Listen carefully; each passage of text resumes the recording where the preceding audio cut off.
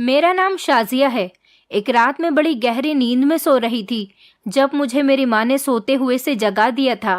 कहने लगी, बेटी उठ जाओ, तुम्हारे चाचा अपनी फैमिली के साथ हमारे घर पर आ रहे हैं। कल तुम्हारा बर्थडे है, इसलिए वो तुम्हें विश करने के लिए आ रहे हैं। जल्दी से उठ जाओ और सारी तैयारी करो। मैं जल्दी से उठी और सारी अरेंजमेंट करने लगी थी। ये बात मेरी मम्मी ने पापा को बताई कि आपका छोटा भाई अपनी फैमिली के साथ हमारे घर पर आ रहा है।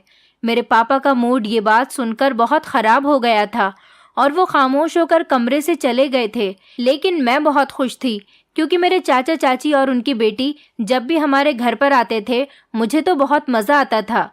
मैंने अपनी मम्मी से कहा, मम्मी चाचा जी हमारे लिए कितने ढेर सारे गिफ्ट्स लेकर आते हैं, हमें भी उनके लिए गिफ्ट्स ले लेने चाहिए। मेरी मम्मी कहने लगी, बेटा मैं तो काफ़ी कुछ देना चाहती हूँ, पर क्या करूँ, तुम्हारे पापा को तो अपने भाई से मोहब्बत ही नहीं है। हालांकि ये दोनों भाई हैं, फिर भी पता नहीं क्या वजह है जो तुम्हारे पापा अपने छोटे भाई को बिल्कुल भी कोई वैल्यू नहीं देते। मैंने अपनी मम्मी से कहा, मम्मी हमारे चाचा गरीब हैं, फिर भी हमारे लिए कितना कुछ करते हैं। शायद दोनों भाइयों में स्टेटस का फ़र्क है, इसलिए पापा उनके साथ ऐसा बिहेव करते हैं। हमारे पापा को अपनी दौलत का घमंड नहीं करना चाहिए। मेरी मम्मी भी ये बात सुनकर खामोश हो गई थी और कहने लगी, हाँ बेटा, स्टेटस की ही तो बात है, तभी तो तुम्हारे पापा ने अपने बेटों की भी शादी अपने जैसे बराबर के लोगों में ही की है, तभी तो उनकी पत्नियां हमें कुछ नहीं समझती। लेकिन तुम्हारे पापा इस बात पर बहुत गर्व महसूस करते हैं। लेकिन मैं तो किसी गरीब परिवार की लड़की लाना चाहती थी जिसको हमसे सहारा मिल सके और उसकी ज़िंदगी हमारी वजह से बेहतर हो सके। ऐसी लड़कियां शुक्रगुजार रहती हैं और अपने सास ससुर का माँ बाप की तरह ख्याल रखती हैं। लेकिन कुछ अमीर घर की और घमंडी लड़कियां सास ससुर को कोई वैल्यू नहीं देती। मुझे तो बस तुम्हारी शादी की फिक्र लगी रहती है। बस तुम्हारी शादी हो जाए, फिर हम लोग अपने फ़र्ज से अदा हो जाएंगे। मैंने अपनी मम्मी को तसल्ली दी और कहा कि सब कुछ ठीक हो जाएगा, पापा भी चाचा और चाची को समझने लगेंगे। दरअसल मेरी चाची जो थी वो मेरी मम्मी की छोटी बहन थी। वो मेरी आंटी भी थी और मेरी चाची भी थी। मेरे उनसे दो दो रिश्ते थे। चाचा और मेरी आंटी की लव मैरिज हुई थी, लेकिन मेरे पापा उनसे हमेशा से ही इस बात से नाराज़ थे कि उन दोनों ने भागकर शादी क्यों की।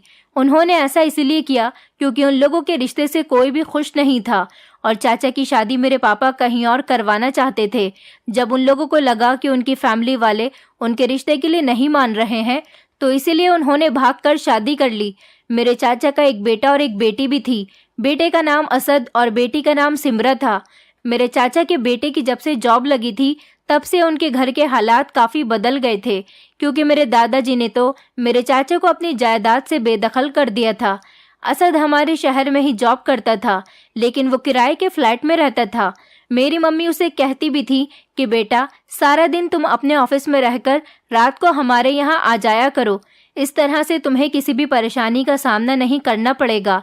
लेकिन वो हमारे यहाँ तभी आता था जब उसको कोई काम होता था। हर हफ्ते जब भी वो अपने घर जाता तो चाची मेरे लिए कुछ ना कुछ ज़रूर भेजती थी।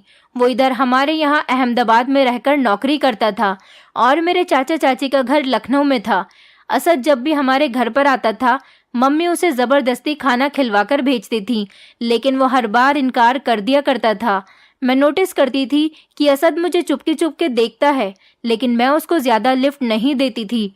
मेरा एक छोटा भाई था, वो बिल्कुल बिहेवियर में मेरे पापा की तरह था। वो असद से ढंग से बात तक नहीं करता था, लेकिन बेचारा असद इस बात पर बिल्कुल भी माइंड नहीं करता था, बल्कि वो बहुत ही अच्छे और नरम बिहेवियर का था। मेरी मम्मी कहती भी थी कि ना जाने तुम्हारे पापा तुम्हारे चाचा से इतनी नफरत क्यों करते हैं, यहाँ तक कि उनको देखना भी पसंद नहीं करते। मुझे ये बात पहले पता नहीं थी कि मेरे चाचा और चाची की लव मैरिज हुई थी। एक दिन अपनी मम्मी से इस सब की वजह पूछी थी कि आखिर पापा चाचा और चाची से इतनी नफरत क्यों करते हैं। मुझे इस सब की वजह जाननी है। फिर उन्होंने मुझे उनकी पूरी कहानी बताई थी, लेकिन उनकी शादी के बाद भी कुछ जायदाद का मसला था। मम्मी कहने लगी, इस बारे में मुझे ज़्यादा कुछ नहीं पता, क्योंकि तुम्हारे पापा मुझसे ज़्यादा कुछ डिस्कस नहीं करते। यहाँ तक कि उन्होंने अपने बच्चों की भी शादी कर ली, पर मुझसे किसी तरह की कोई राय नहीं ली थी। तुम जानती हो कि वो अपनी मर्जी से ही सब कुछ करते हैं। वो तुम्हारी शादी भी अपनी मर्जी से ही करेंगे और मुझे कुछ नहीं बताएंगे। मैं जानती हूँ ये बात अच्छे तरीके से। मेरी मम्मी ने कहा, मैं तो चाहती हूँ कि तुम्हारी शादी असद के साथ हो जाए। वो बहुत सीधा साधा, शरीफ और मेहनती लड़का है। मगर तुम्हारे पापा कभी भी इस रिश्ते के लिए नहीं मानेंगे। वो तो असद का नाम सुनते ही भड़क जाते हैं। आजकल बाहर के लोगों का कोई भरोसा नहीं है, मगर तुम्हारे पापा तो मेरी सुनते ही नहीं हैं। मैं तो खाना पकाने में बिजी थी, क्योंकि मैं बहुत अच्छी कुकिंग करती थी और मेरी चाची को मेरे हाथ का खाना बहुत पसंद था। उन लोगों ने जैसे ही घर में एंटर किया तो मैं भागकर चाची के गले जाकर लग गई थी। वो मेरे लिए बहुत सारे गिफ्ट्स लेकर आई थी। चाचा तो हमारे घर नहीं आए थे, क्योंकि जब पापा उनसे बात ही नहीं करते थे तो वो इसलिए हमारे घर नहीं आते थे, लेकिन वो अपने बेटे के फ्लैट में रुक जाते थे। पापा हम लोगों को देख रहे थे। चाची की बेटी सिमरा पापा के पास गई और उन्हें सलाम किया। पापा ने उसके सर पर हाथ रख दिया था और वहां से चले गए थे। मैं बहुत खुश हूँ इन लोगों के घर आने से। मैं अपनी चाची और सिमरा को लेकर कमरे में चली गई थी, उनको अपना रूम दिखाने लगी थी। मेरी मम्मी भी हम लोगों के लिए जूस बनाकर ले आई थी। इधर मैं और सिमरा आपस में बातें कर रहे थे और उधर मम्मी और चाची आपस में बातें करने लगी। चाची ने सिमरा के रिश्ते के बारे में बताया। उन्होंने कहा कि उनके दूर के रिश्तेदार हैं, लड़का बहुत शरीफ है और अच्छा है, इसलिए उन्होंने अपनी बेटी का रिश्ता तय कर दिया। वो लोग काफ़ी अमीर हैं। उन्हें हमारी सिमरा बहुत पसंद आ गई है। उन्हें दहेज में भी हमसे कुछ नहीं चाहिए। वो लोग दुबई से आए हुए हैं, क्योंकि उनका बिजनेस वहीं पर है। इसलिए इस महीने सिमरा की शादी है। आप लोग ज़रूर आना और अपने बाकी बच्चों को भी लेकर आना। और काम ज़्यादा है, इसलिए मैं चाहती हूँ कि आप मेरे साथ शाजिया को भेज दो। शाजिया मेरे काम में हाथ बटा देगी। मेरी मम्मी पापा की वजह से कंफ्यूज हो रही थी कि कहीं वो मुझे जाने से मना न कर दें। मम्मी खामोश रही, लेकिन मैं झट से बोल गई और कहने लगी, जी जी चाची, मैं ज़रूर आऊँगी। आखिर मेरी कज़िन की शादी है। मेरी मम्मी मेरी शक्ल को देख रही थी, लेकिन मैंने जिद कर ली थी कि मुझे तो चाची के घर जाना ही है। चाची बहुत जिद करने लगी। मम्मी ने जाकर पापा से बात की और उनको समझाया, तो फिर मजबूरन पापा को परमिशन देनी पड़ गई थी। मैं बहुत खुश हो गई थी और मेरी खुशी के कोई ठिकाने नहीं थे।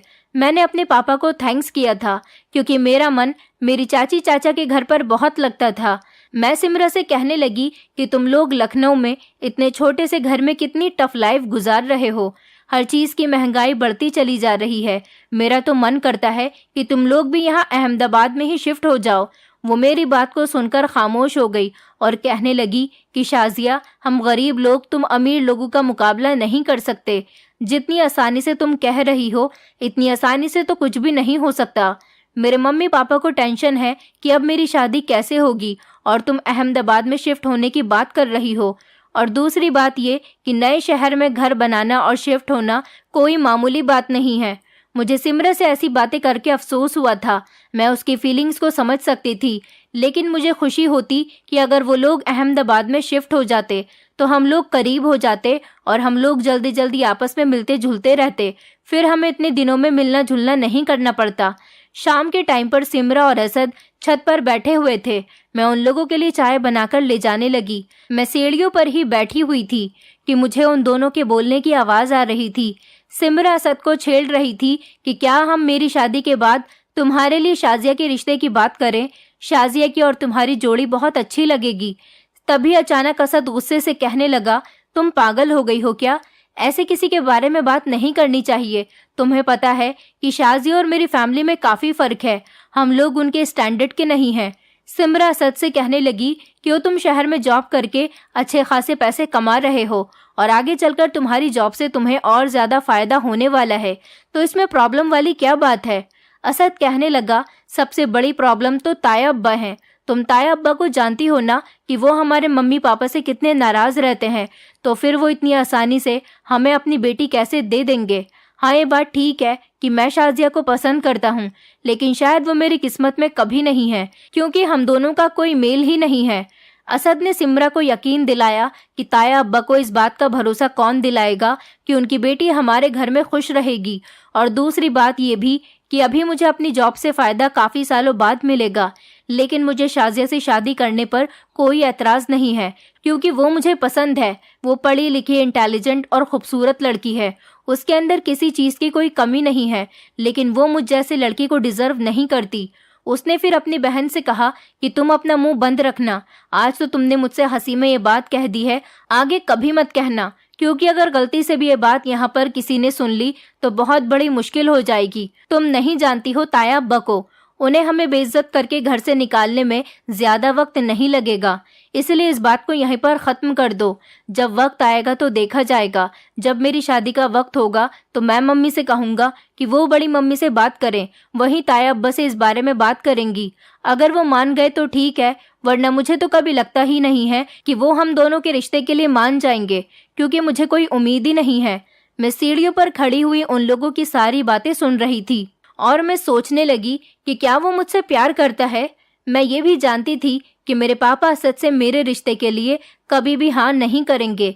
ये सोचकर मैं थोड़ी दुखी हो गई और इस बारे में सोचना छोड़ दिया। बड़ी मुश्किल से हम लोग अपने पापा को चाचा चाची के यहाँ सिमरा की शादी पर ले गए थे। वहां जाकर मेरे पापा हैरान रह गए थे, क्योंकि सिमरा के ससुराल वाले पढ़े लिखे और हाई क्लास फैमिली से बिलोंग करने वाले लोग थे। चाचा जी ने भी सिमरा की शादी में कोई कमी नहीं छोड़ी थी। मेरी भाभियां अभी भी इस सबसे काफी इम्प्रेस हुई थी। मेरी चाची और चाचा जी बड़े गर्व से हम लोगों का ख्याल रख रहे थे। सिमरा का हस्बैंड भी बहुत अच्छा था। कहते हैं ना कि लड़कियों का नसीब जहाँ होता है वहीं पर ही उनकी शादी होती है। क्या अमीर और क्या गरीब, ये तो सब नसीब की बात होती है। मेरे पापा का मूड बस ठीक ठाक ही था, वो ज्यादा खुश नहीं थे। सिमरा की शादी हो गई थी खूब धूमधाम के साथ और हम सब लोग बहुत खुश थे। शादी हो जाने के बाद हम लोग अपने घर आ गए थे। मेरी मम्मी घर आने के बाद पापा के सामने चाचा चाची की खूब तारीफ कर रही थी कि सिमरा की शादी उन लोगों ने खूब अच्छे तरीके से की है। किसी तरह की कोई कमी नहीं थी शादी में। मेहमानों के लिए अच्छा इंतजाम किया गया था। मुझे तो उम्मीद ही नहीं थी कि सिमरा की शादी इतने अच्छे तरीके से भी हो जाएगी। मेरे पापा कहने लगे, मेरे भाई के पास इतना पैसा नहीं है कि वो इतना अच्छा इंतजाम कर सके। ये सब लड़के वालों ने ही किया होगा और इन लोगों ने तुमसे ये बात छुपाई होगी। मेरी मम्मी हैरत से कहने लगी कि मुझे तो नहीं लगता कि नजमा और साजिद ने अपनी बेटी की शादी करने के लिए लड़के वालों से मदद मांगी होगी। उनकी एक ही तो बेटी है, उन्होंने अपनी बेटी की शादी के लिए थोड़ा बहुत जोड़ कर रखा होगा। और फिर असद भी तो अच्छी नौकरी करने लगा है। वहां पर सारे ही मेहमान हर चीज की तारीफ कर रहे थे और सबसे ज्यादा तारीफ तो असद की हो रही थी कि असद की वजह से ही तो बहन की शादी खूब धूमधाम से हो सकी है।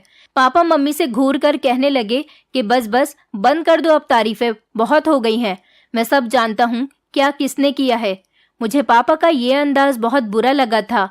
अभी सिमरा की शादी को 1 महीना ही गुजरा था कि चाचा और चाची ने हमारे घर आकर मेरे लिए असद के रिश्ते की बात की।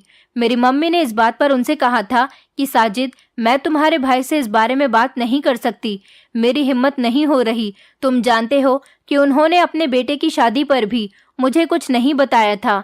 अपनी मर्जी के मुताबिक ही अपने बच्चों की शादी की थी और अब की बार तो बेटी की बात है। तुम उनके छोटे भाई हो, तुम खुद सामने से जाकर उनसे बात करो। लेकिन मुझे इस रिश्ते से कोई एतराज नहीं है, क्योंकि मुझे तो शुरू से ही असद बहुत पसंद है। मैं तो चाहती ही यही थी कि असद की शादी शाजिया के साथ हो जाए। आपके फैमिली और असद से बढ़कर मेरे लिए कौन स्पेशल हो सकता है। चाचा और चाची ने मम्मी की बात पर गहरी सांस भर ली थी। चाचा ने कहा, आज भाईजान नहीं है, मैं कल उनसे बात करने के लिए आऊँगा। हम अभी यहीं पर ही ठहरे हुए हैं, 1-2 दिन में ही लखनऊ के लिए निकलेंगे। कल हम लोग मिठाई लेकर आएंगे। मिठाई को देखकर शायद भाईजान के दिल में मिठास पैदा हो जाए। मैंने सोचा कि पापा तो कभी भी आप लोगों के लिए अपने दिल में मिठास पैदा नहीं कर सकते, क्योंकि उनको तो आप लोगों पर बहुत ही गुस्सा है। मैं तो बस खामोशी से सब कुछ सुन रही थी। अगले दिन जब चाचा और चाची हमारे घर पर पापा से बात करने के लिए आए तो पापा तो उनकी बात सुनकर आग बबूला हो गए।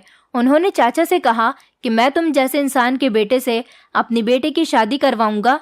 तुम्हारा बेटा भी तुम्हारी तरह मोहब्बतबाजी के चक्कर में पड़ा हुआ होगा, जैसे कि कुछ सालों पहले तुम पड़ गए थे और भागकर शादी कर ली थी।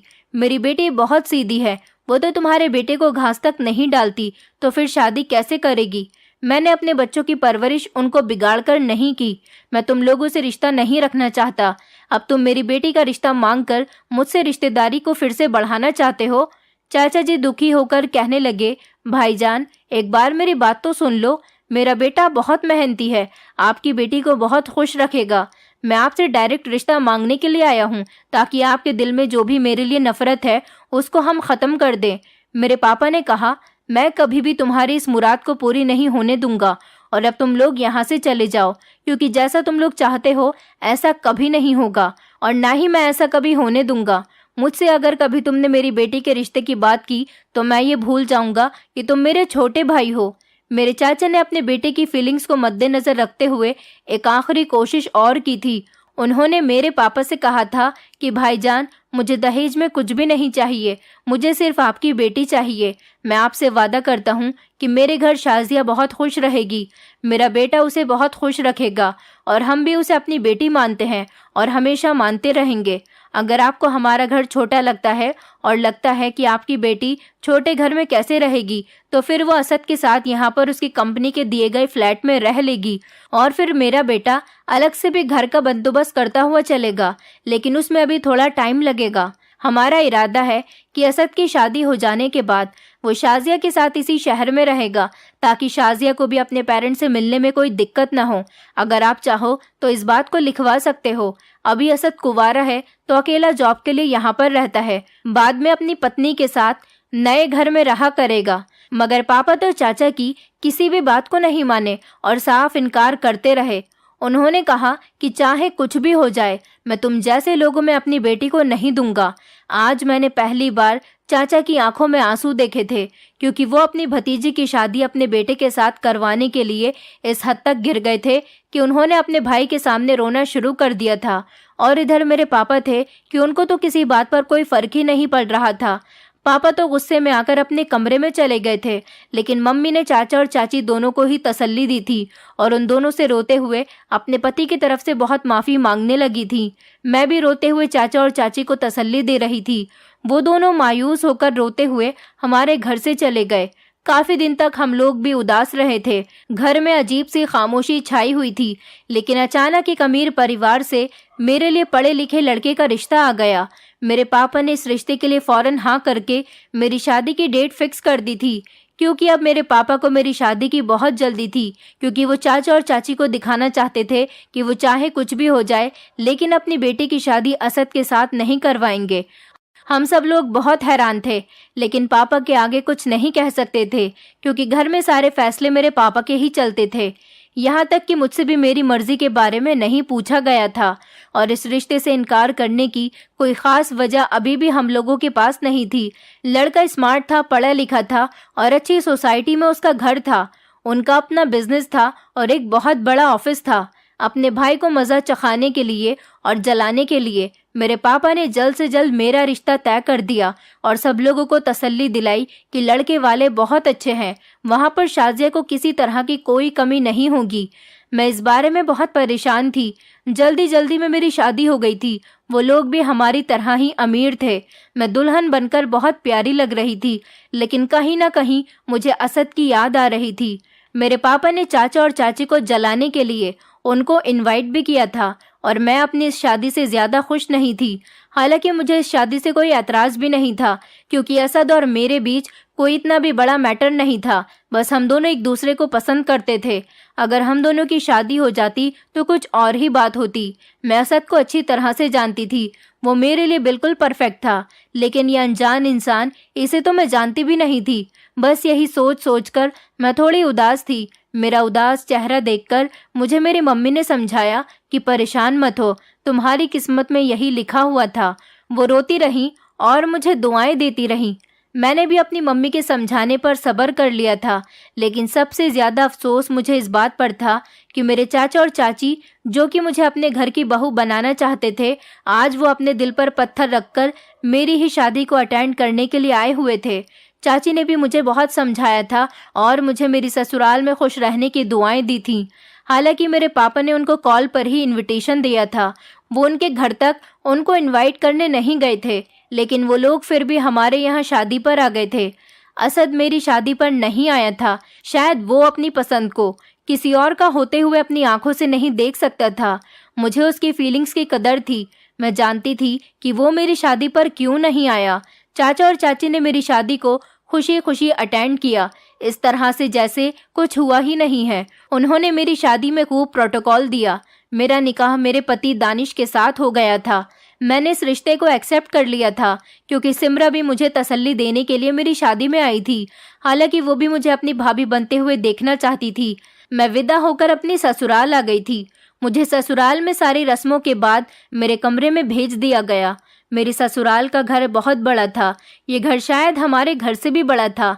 मैं दुल्हन बनी बेड पर बैठी हुई अपने पति के आने का इंतजार कर रही थी।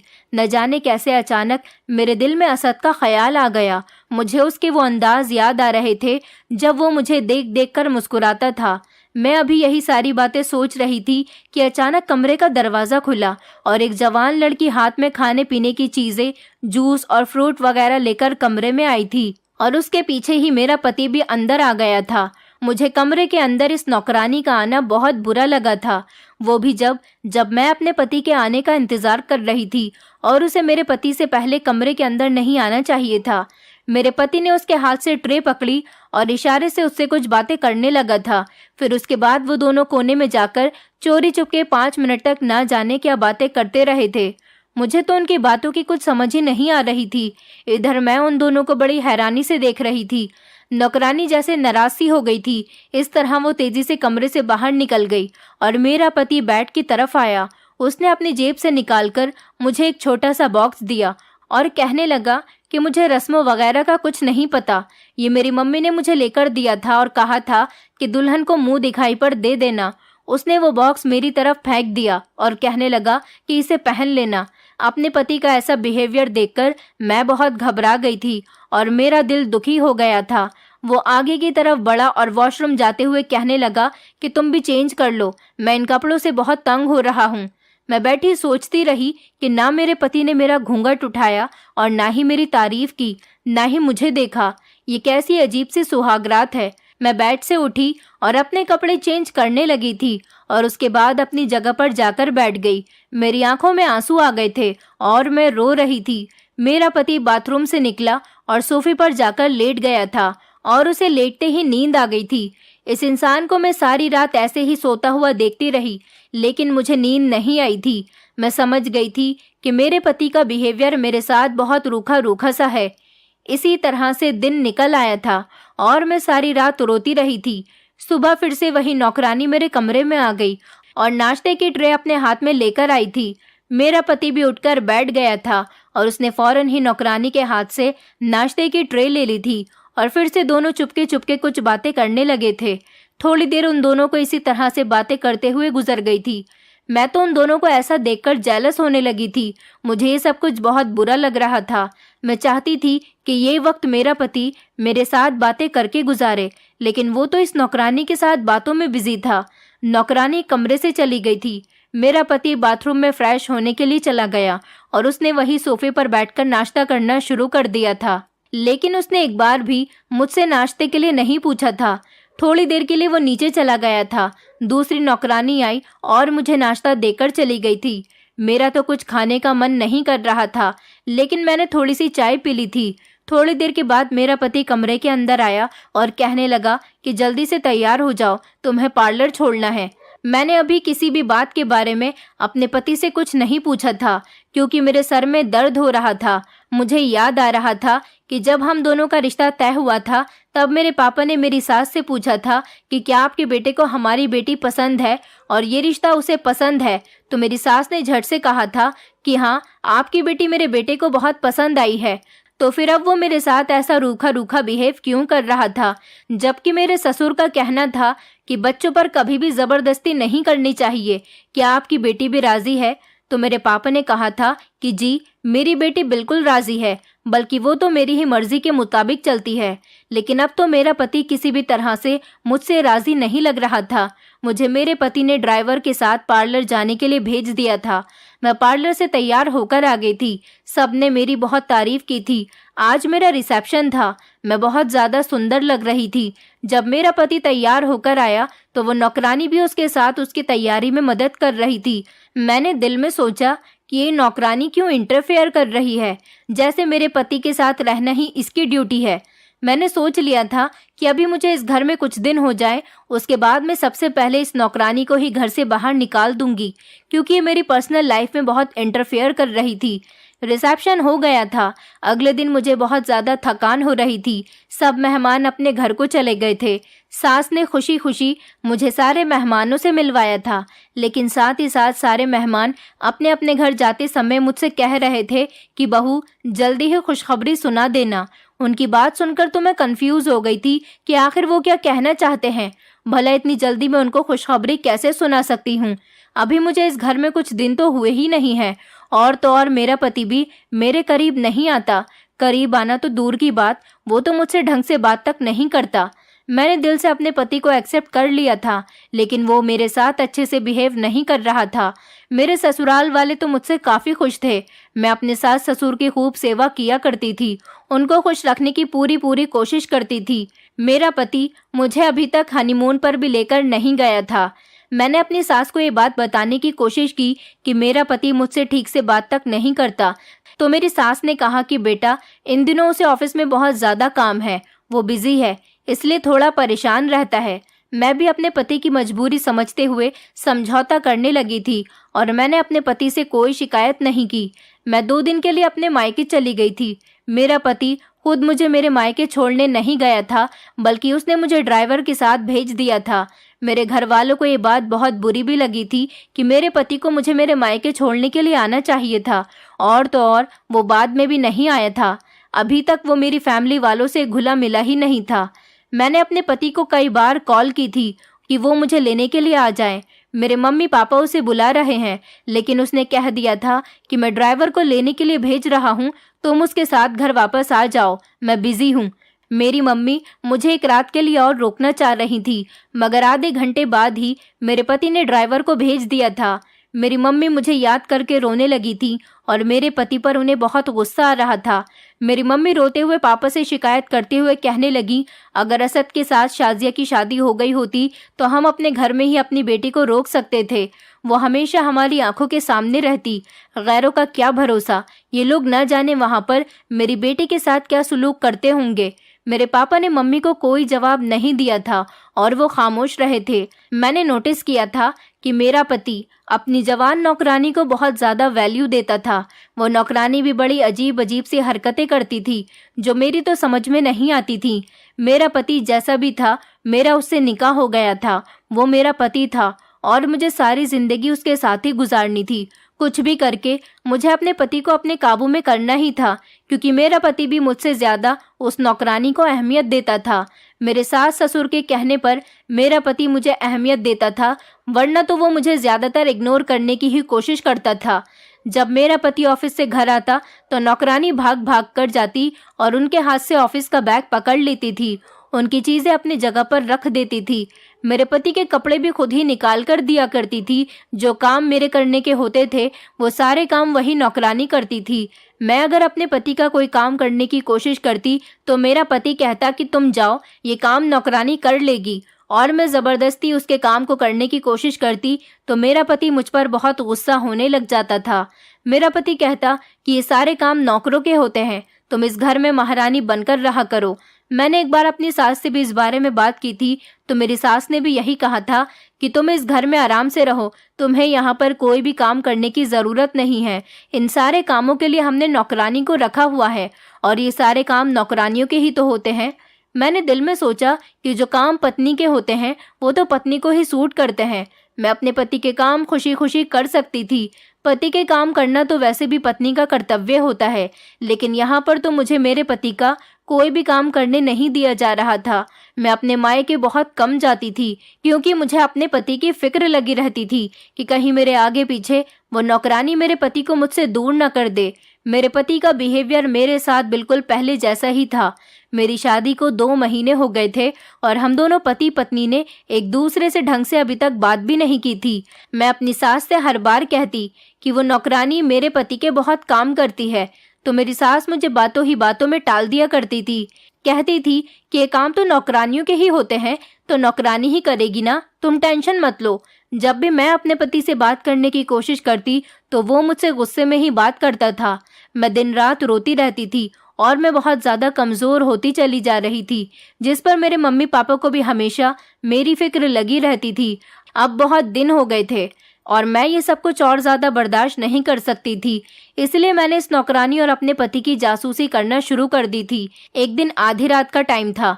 मेरी जब आंख खुली तो मैंने देखा कि मेरा पति सोफे पर मौजूद नहीं था। मुझे शक हुआ था कि कहीं मेरा पति नौकरानी से मिलने के लिए तो नहीं गया। मैं चोरी चुपके नौकरानी के कमरे में गई। नौकरानी के कमरे का दरवाजा खुला हुआ था। ये देखकर मेरे पैरों तले से जमीन निकल गई थी कि नौकरानी बेड पर बैठी हुई थी और मेरा पति नौकरानी की गोद में सर रखकर लेटा हुआ था। ये सब देखकर तो मेरे होश उड़ गए थे और वो दोनों आपस में बातें कर रहे थे। नौकरानी मेरे पति से कह रही थी कि आखिर ये सब कुछ कब तक चलेगा। मेरा पति कहने लगा कि तुम फिक्र मत करो, सब कुछ ठीक हो जाएगा। मैं सिर्फ तुम्हारा हूँ, कोई हमारा कुछ नहीं बिगाड़ सकता। मैं फौरन ही कमरे के अंदर चली गई थी और जाकर मैंने उन दोनों को रंगे हाथ पकड़ लिया था। वो दोनों मुझे देखकर हैरान हो गए थे और मैंने शोर मचाने की कोशिश की तो मेरे पति ने मेरे सामने हाथ जोड़ दिया और कहने लगा कि प्लीज शोर मत मचाओ। नौकरानी ने भी मेरे सामने हाथ जोड़ दिए और रिक्वेस्ट करने लगी कि प्लीज शोर मत मचाना। मैं उन लोगों की रिक्वेस्ट सुनकर मजबूर हो गई थी। मैंने गुस्से में होकर अपने पति से कहा कि तुम दोनों के बीच ये सब कुछ क्या चल रहा है, तभी तो तुम मुझे अपनी पत्नी नहीं मानते। मेरा पति कहने लगा कि मैं तुम्हें आज सारी सच्चाई बता देता हूँ। दरअसल ये लड़की हमारे घर की नौकरानी नहीं बल्कि मेरी पत्नी है। हम दोनों एक दूसरे से बहुत प्यार करते थे। मैं शादी करके इसे अपने घर में ले आया था। मेरे मम्मी पापा ने इसे एक्सेप्ट करने से इनकार कर दिया था, लेकिन बड़ी मुश्किल से फिर उन दोनों ने मेरी पत्नी को एक्सेप्ट कर लिया था। हम दोनों की शादी को 5 साल हो गए, लेकिन अभी तक हमारे पास कोई औलाद नहीं है। मेरी माँ ने कहा था कि ये लड़की तुझे एक औलाद नहीं दे सकती। हमें अपने खानदान को आगे बढ़ाने के लिए वारिस की जरूरत है, इसलिए इसको इस घर से निकाल दो। इसे तलाक दे दो, वरना मैं इसे धक्के मारकर घर से निकाल दूंगी। मेरी मम्मी ने मुझे धमकी दी थी, लेकिन सच बात तो यह है कि मेरी पत्नी बांझ है, वो बच्चा पैदा नहीं कर सकती। और तो और ये बेसहारा भी है। इसका इस दुनिया में मेरे अलावा कोई भी नहीं है। मेरी मम्मी ने ठान लिया था कि वो इसे घर से निकाल के ही रहेंगी। मैंने मम्मी से रिक्वेस्ट की थी कि इसे घर से ना निकाले, ये बेचारी कहाँ जाएगी। मेरी मम्मी ने कहा कि एक शर्त पर ही ऐसा हो पाएगा, तुम्हें दूसरी शादी करनी होगी और इसको इस घर की नौकरानी बनकर रहना पड़ेगा। मैं अपनी पत्नी को नहीं छोड़ सकता। ये सब कुछ मैंने मजबूरी में किया था, क्योंकि मेरे मम्मी पापा ने मुझसे ऐसा करवाया था। मैं तुमसे शादी नहीं करना चाहता था। मेरे मम्मी पापा ने जबरदस्ती मेरी शादी तुम्हारे साथ करवा दी। यही वजह है कि मैं तुम्हारे साथ ऐसा बिहेव रखता था। और मेरी पत्नी जब मुझे तुम्हारे साथ देखती थी तो उसे भी बहुत दुख होता था। मुझे माफ कर दो, मैं तुम्हें पत्नी के रूप में एक्सेप्ट नहीं कर सकता, क्योंकि मैं अपनी पहली पत्नी से बहुत प्यार करता हूँ। अपने पति की बात सुनकर तो मेरे होश उड़ गए थे। उसके घर वालों ने इन दोनों के साथ बहुत गलत किया था। मेरे पति को लगा था कि मैं उसके ऐसे बिहेवियर से तंग आकर उसे खुद ही छोड़कर चली जाऊंगी, लेकिन मैं अभी तक इस घर में ही थी। उसकी पूरी बात सुनने के बाद मैं बहुत ज़्यादा परेशान हो गई थी, लेकिन मैंने फैसला किया था कि मैं एक औरत का घर नहीं उजाड़ सकती। मैंने अपने पति से डिवोर्स मांग ली थी और अपने सास ससुर से कह दिया था कि मैं ऐसे घर में नहीं रह सकती जहां पर औरत को नौकरानी बनाकर रखा जाता हो। एक औरत बच्चा पैदा नहीं कर सकती तो उसकी इतनी बड़ी सजा कि उसके पति की दूसरी शादी करवा दी जाए, ताकि वो दूसरी पत्नी से बच्चा पैदा करवा सके। मैं उन लोगों का घर छोड़कर और अपने पति से डाइवोर्स लेकर अपने घर पर आ गई थी। मैं जब अपने मायके आए और अपने मम्मी पापा को सारी बात बताई तो मेरे पापा को अपनी गलती का एहसास हुआ था कि उन्हें जल्दबाजी में मेरी शादी नहीं करनी चाहिए थी। उन्होंने सिर्फ मेरे चाचा चाची को जलाने के लिए ही मेरी शादी की थी। मेरे पापा को अपने किए पर बहुत पछतावा हुआ था। जब चाचा चाची को इस बात के बारे में पता चला तो वो लोग तुरंत हमारे घर पर आ गए थे, हमारे दुख में शामिल होने के लिए। और तो और उन्होंने फिर से मेरा रिश्ता अपने बेटे के लिए मांगा था। तो अब की बार मेरे पापा ने खुशी खुशी असद के साथ मेरी शादी करने का फैसला लिया था और उनके रिश्ते को एक्सेप्ट कर लिया था। पापा ने अपने किए की माफ़ी मांग ली थी, क्योंकि ऊपर वाले ने उनको सबक सिखा दिया था। कुछ दिनों बाद मेरी शादी असद के साथ हो गई और मैं असद के साथ हंसी खुशी जिंदगी गुजार रही हूँ। मेरे पापा ने भी चाचा जी से दिल से माफ़ी मांग ली है और अब हम सब लोग खुशी खुशी रह रहे हैं। दोस्तों, उम्मीद करती हूँ आपको हमारी कहानी पसंद आई होगी। कहानी पसंद आई है तो वीडियो को लाइक करें, चैनल पर नए हैं तो चैनल को सब्सक्राइब करें और हाँ, नोटिफिकेशन बेल को ज़रूर दबाएं ताकि अगली अपडेट सबसे पहले आपको मिले।